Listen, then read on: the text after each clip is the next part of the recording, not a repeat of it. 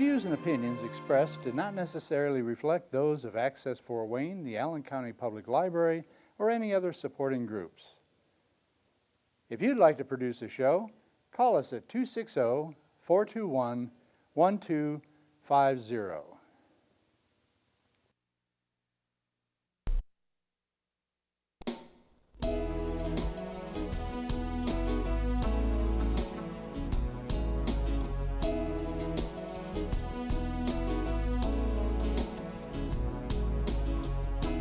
Let me be your lighthouse so I can show you the way. Let me be your shining light, I'll keep you from drifting away. I'm the one that makes you try. Hello, this is Patty Hunter, or Patty's Page, and today I'm doing a Skype interview with Shannon Perry. Shannon Perry ministers in song throughout the United States and Europe, and she's performed with the Houston Symphony, and she's an inspirational speaker. So I'll be with you in a moment while we get in touch with Shannon, and we'll have a nice long chat. Catch you later. See you in a moment. Well, hello, Shannon Perry. Hello, how are you? Henry, it's great to be with you. Thank you. I'm doing very well. It's good to see you. This is the first time we actually seen each other. Yes, it is. We talked before, but never on Skype, you know, and it's a miracle that I actually got this set up because I'm not real technologically oriented. I have IT people to help me, so I'm glad I get to actually see you in person. You're exactly what I expect you to be, as lovely and as bright and bright-eyed as course. So, thank you. You're very sweet for this time of day. It's usually it's hot in Texas. How about you? It's about 79 here. No, it's about 129 here in Texas with the heat index. So, oh, wow. It's good to be seen as being bright and cheery. Well, you're not melting yet. Not inside. I bet your air conditioning's pretty running all day, eh? It stays busy, that's for sure. We have some questions for you. You've written 2 conferences for women. How about tell me about those 2 conferences? Sure. Well, the first conference that I wrote is it's actually called If the Shoe Fits. And we've got 4 different topics that are in that conference. One is called Goody Two Shoes. And that topic is about finding balance and purpose in a woman's life. And then the next topic is called Lacing Up the Tongue, which I know none of us as women need that. We've all got that mastered, but just in case. And so we talk about 7 ways that we can tame our tongue for God's glory. You know, Patty, I don't know about you, but sometimes that's kind of an issue for me. It can be. And I say things that I think, oh, why did I say that? It may not be anything terrible. It just might be. Sometimes we just need to learn when to not talk. And, you know, God gave us the gift of gab. It's proven that women have a lot more words. That's proven scientifically than men do.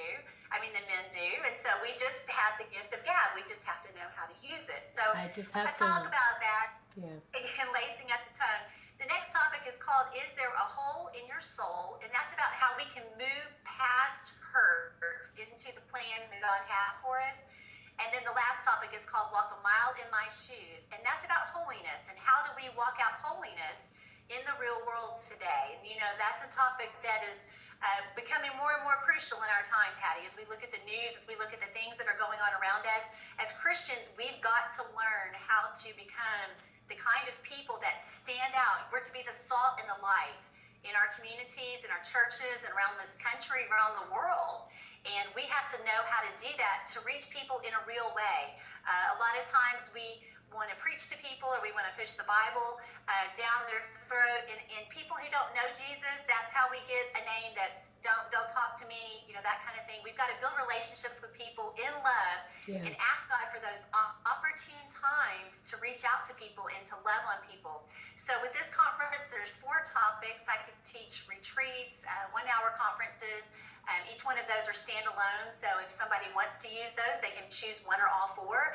And I've also written a CD with that conference with a company called Lifeway. And so we wrote songs for each of the topics. So not only do I speak at those conferences, I actually sing too. And so we have songs that tie into the topics. So God's just doing amazing things with them. We're seeing women just, their lives change, their families change, all kinds of things that God's doing. So it's been wonderful.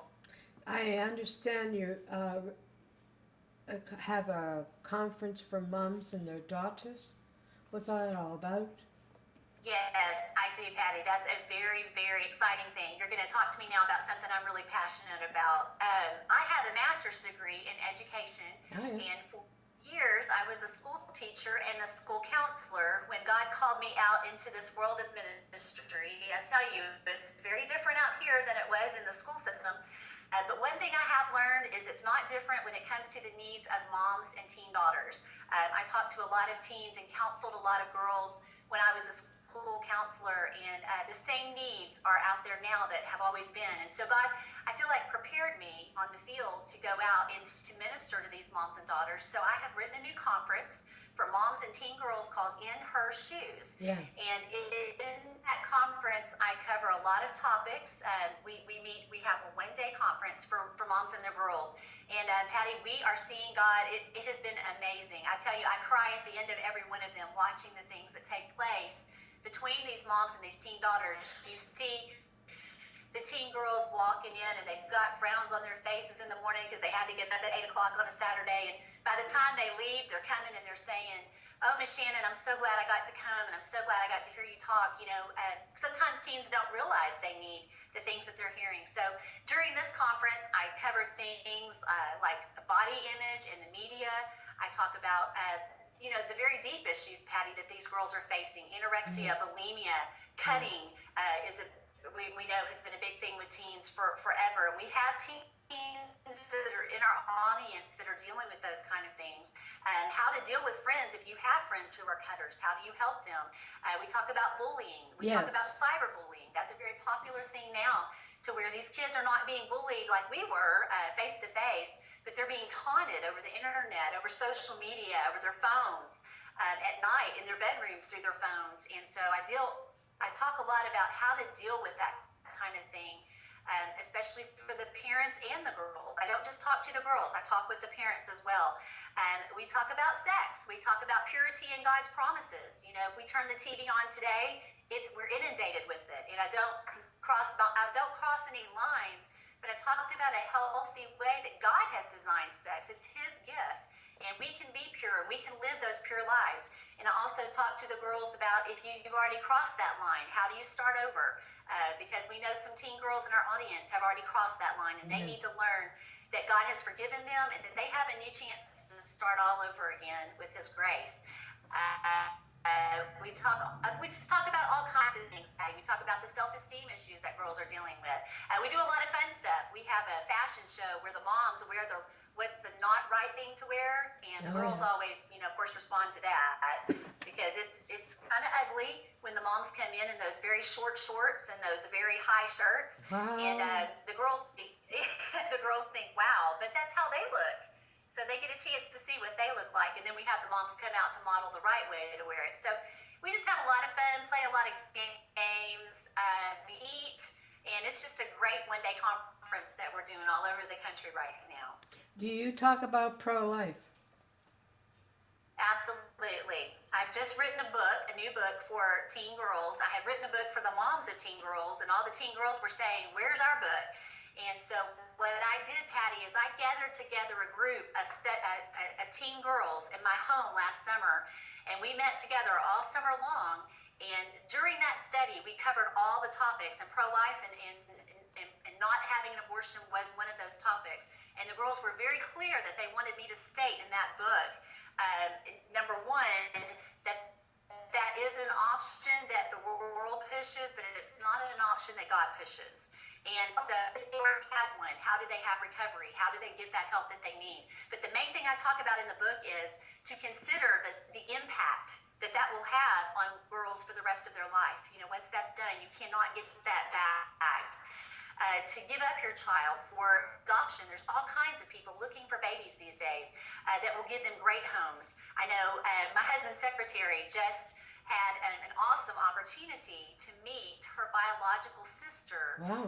who her mom had given up a long time ago because it was out of a very unfortunate situation. And the mom, instead of having an abortion, made the right choice, and she gave her up for adoption. And my husband's secretary found her online, and now she's met her 40 years later, and the mom and her and the sister are having lunch together next month to all meet together for the first time. So God is able to redeem the things that happen to us when we do things that are mistakes in the world's eyes. It's not a mistake. When we take God's way out, He will always redeem it. He will always honor it when we do it His way. Well, I wrote a song called A Touch of Life. It's about abortion and Jesus forgiving the moms and all that. I should send that to you if you'd like to have a wee listen to it. I would love to listen to it. You're working on a new CD? Or is it already being published? Or? I am actually working on it as we speak. And you please pray over that. Your viewers pray over that. It is a new CD that goes along with this mother-daughter conference. Yeah. And I tell you, Patty, I realize I'm not as young as I used to be when I start singing some of these songs. I had to really take my vitamins because there are some fun songs in there. And but it's been really fun. I have a great producer. I have a great engineer that's working with me in Nashville, and I'm super excited about it. I've put a lot of songs on there that were actually already out. I found some really powerful songs that have already been written about moms and teen girls, but I also wrote a song in honor of my mom. I asked my mom to collaborate on a song with me. My mom is battling cancer, and she had for about 2.5 years, and my mom is my best friend. And so when I began working on this conference, the only thing I could think is, God, I want you to heal her because I want her with me at these conferences and these events. And so I thought, what a more awesome thing to have at each event than to collaborate with my own mom and have her give me some ideas for a song that I could write for these moms and daughters. And I wrote a new song for the conference after the title of the conference called In Her Shoes. And it's all about the mom looking at the daughter's perspective and thinking, I wonder what it's like to walk in her shoes. And then the daughter looking at the mom's perspective and thinking the same thing. I wonder what it's like to walk in her shoes every day. I don't think a lot of times our moms realize the little things that help the girls. It's not the big things, it's the little things. And the girls, the same thing. You know, sometimes teenagers, we forget our moms have been there and done that, Yes. and they're human, and they still hurt, and they still get frustrated, and we still need to forgive them. And so that's the song that I wrote for them. And so we have great music on this CD. I'm very, very excited about sharing some of those songs. You have Overlooked Generation for parents of teens. Without giving too much, is it a new book? No, the Overlook Generation I actually wrote about 1.5 years ago. I put that out for moms of teens, and again covered the topics that I teach in Her Shoes, the conference. But I wrote the mom book first, and then came along, and this new book I have out is for teens, and it's going to be called Stand. And the book for moms is called The Overlook Generation, or parents, I should say. It's for moms and dads. And again, I address the topics that I addressed in the conference, and I talk to parents very directly. What kind of things we can do? For example, if our child is being bullied, say they're being bullied at school. You know, Patty, it's a shame that 90% of teens report having been bullied at school. And a lot of teens know how to deal with that, but when they're already struggling with self-esteem issues, they're already struggling with things that hurt them, one bully can really, really take us out. And so we've got to know how to build our kids up so that when these bullies come along, I talk a lot to parents about just the concept of bullying. We know that people bully because they have a warped concept of other people. They have a warped concept of themselves, thinking that they're more important, they're better somehow. So we've got to really build up in our kids. Yeah. How did they find that self-esteem? How do they get to where they are able to look a bully in the face and say, hey, you know, I don't need this, I don't have to take this, and walk away from it, instead of feeling like they're cowering. And unfortunately, we see every day in the news children, I mean 10-year-olds taking their lives Oh, because they've been mistreated, because they've been taunted by bullies. And bullies play on that power, they play on that control. And so we've that's got to it, learn to teach control. our kids, you're worth more than this, and you don't have to put up with this. So it really starts in the home. So our kids know how to not just respond to bullies, but know how to not carry that shame with them that bullies feed on, because bullies feed on weaknesses that they perceive as weaknesses. Let me say that. It's not always a weakness, but bullies have perceived weaknesses. And we have to know how to tell our kids, you don't have to put up with this. And some of the things I address in the book, things like walking away from a bully. Sometimes that escalates the bully. Yeah, I know. Things to say to a bully. I think one of the greatest things that you can ever do for a bully is to look them in the eye. Say, for example, they say, hey, you're fat, you gained weight. Say back to them, hey, thanks for noticing. I have gained a little weight lately. I appreciate you taking the time to pay attention to me. Kind of just diffuses them. Bullies are looking for a fear. And if our kids are fear-based, then bullies are going to feed on that. But if we'll show that confidence, they may not feel it inside, but if we'll show that confidence to a bully, eventually they'll find another victim, because that's what they're looking for, is they're looking for control. And we've got to show our kids, you don't have to feed into a bully's control. Do you deal with kids who have been abused? Or I will tell you, I have parents who have, or teens who have come to me and confided that they have been abused. And, unfortunately, Patty, with my job that I had before I did this, I dealt with a lot of abuse cases. I dealt with a lot of the people who were involved in abuse cases and their perpetrators. And I will tell you, I believe that it's very, very, very important that as parents, as teenagers, we be proactive. If we even sense that there's a hint of abuse, sexual, physical, verbal, whatever it is, it's abuse. And we need to make sure that that's being addressed. And I always tell the teens, no, you don't want to put yourself in a dangerous situation if you have a friend who's being abused. But we need to report that to adults. And adults need to take that and report it to CPS, report it to the authorities, or whatever may be happening. And if it's a teen and it's happening to them in their home, I always encourage them, go to a trusted adult and confide that in them, whether it be your pastor, your youth director, a teacher, a school counselor. There's plenty of people out there who can help. And Patty, I know when I was a school counselor, I remember one particular case where a child came to me and had a boot in his forehead, where his grandfather had kicked him in the forehead the night before. I think that was probably the most devastating case for me, because I was angry as a human. That makes us angry when people abuse innocent children, animals, whatever it is. It's angering. But I called CP on that grandfather, and that grandfather knew I called, and he was very, very angry. But I'll tell you what happened in the process. He realized he was being held accountable for that. And he got the help that he needed, and we never had problems with that again. When these abusers know that they're going to be held accountable and that they've been called out, we oftentimes, not all the time, but we oftentimes see either they're going to have their children taken away, which most of them don't want, or that they're going to be held accountable for what they need to do to fix the situation. I'm in a line of work called the Three Rivers Arts Center for Kids. This is called TRACK, and it's about helping the kids. We're trying to bring a safe haven for the kids here in Fort Wayne who have been abused. Awesome. Or neglected as well. What else? You have a television show, girl.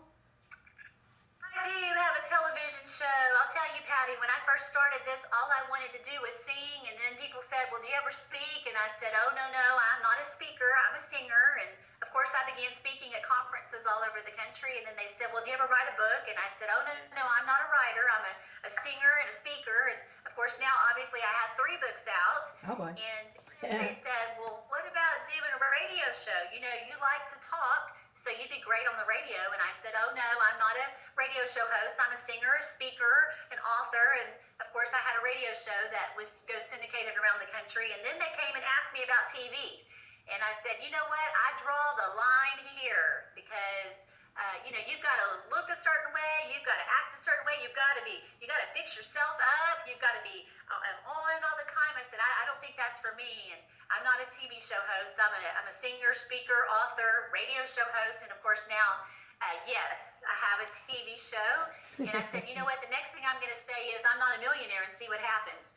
Because sometimes when we keep saying no, no, no, God's saying yes, yes, yes. You So never I have know. a TV show called Grace in High Heels, and it airs on the NRB network and the GEB network. It's on every Monday at 10:30 in the morning on the NRB network, and then at 4:30 in the afternoon on the GEB network. We air into about 84 million homes a week. And Patty, it's been a real blessing. I had the opportunity to meet some amazing people, some amazing guests that I get to interview, and I teach on there as well. A lot of the topics that I teach when I'm out on the road. So such a blessing to be able to share God's word in that way with viewers all over the country.